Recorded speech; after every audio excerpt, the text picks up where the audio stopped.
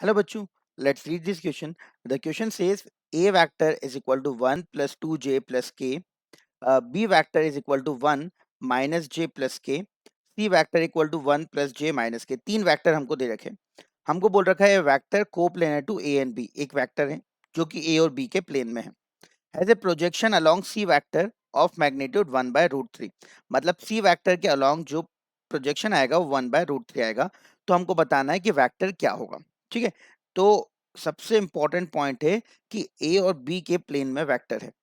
तो are vector जो कि ए और बी के प्लेन में है, तो उसको हम लोग लिख सकते हैं लैम्डा ए प्लस म्यू बी। ये हमारा की कॉन्सेप्ट है इस क्वेश्चन का।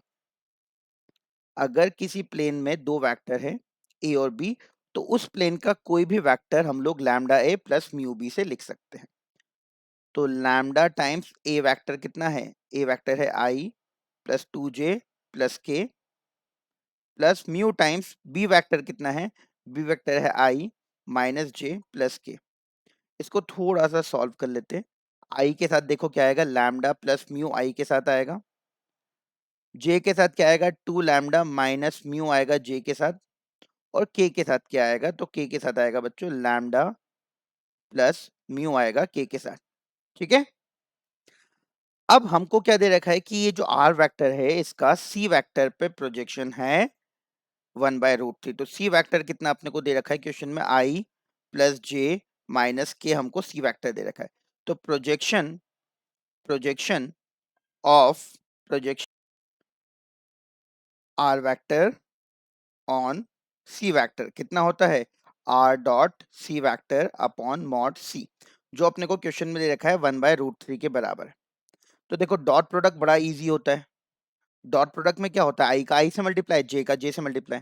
तो आई का आई से करोगे तो आएगा लैम्डा प्लस म्यू, और जे का जे से करोगे तो आएगा 2 लैम्डा माइनस म्यू, और के का के से करोगे तो आएगा लैम्डा प्लस म्यू।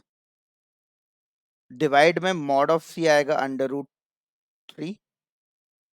और बेटा ये प्रोजेक्शन है, तो यहाँ पे अपने को एक बात बहुत इंपॉर्टेंट समझनी है कि प्रोजेक्शन जो है वो पॉजिटिव भी हो सकता है और नेगेटिव भी हो सकता है। तो इसको हम equal to plus minus 1 by root 3 करेंगे, है ना। ये एक वेक्टर है, समझो इस बात को।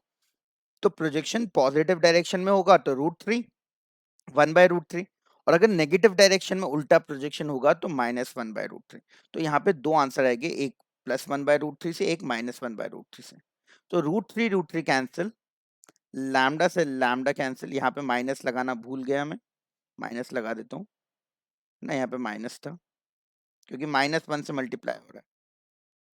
तो लैम्डा से लैम्डा कैंसिल, म्यू से म्यू कैंसिल, तो हमारे पास क्या बचा, 2 lambda minus mu is equal to plus minus 1, मतलब mu is equal to 2 lambda plus minus 1। ये हमारे पास म्यू की वैल्यू आ गई, ये हमारे पास म्यू की वैल्यू आ गई। ठीक है ना। तो म्यू की वैल्यू हम लोग यहाँ आर वेक्टर में पुट कर देते हैं। तो म्यू की वैल्यू जब पहली वाली इक्वेशन में पुट करोगे तो आर वेक्टर आएगा आपके पास 3 लैम्डा प्लस माइनस 1 आई, और जब यहाँ पुट करोगे तो बच्चों ध्यान से देखो 2 लैम्डा और 2 लैम्डा, म्यू की वैल्यू जब यहाँ पुट करोगे तो 2 लैम्डा कैंसिल होगा, यहाँ पे प्लस माइनस 1 आएगा, तो प्लस माइनस 1 जे, और प्लस जब लैम्डा की वैल्यू यहाँ के वाले में पुट करोगे तो यहाँ आएगा 3 लैम्डा प्लस माइनस 1 के।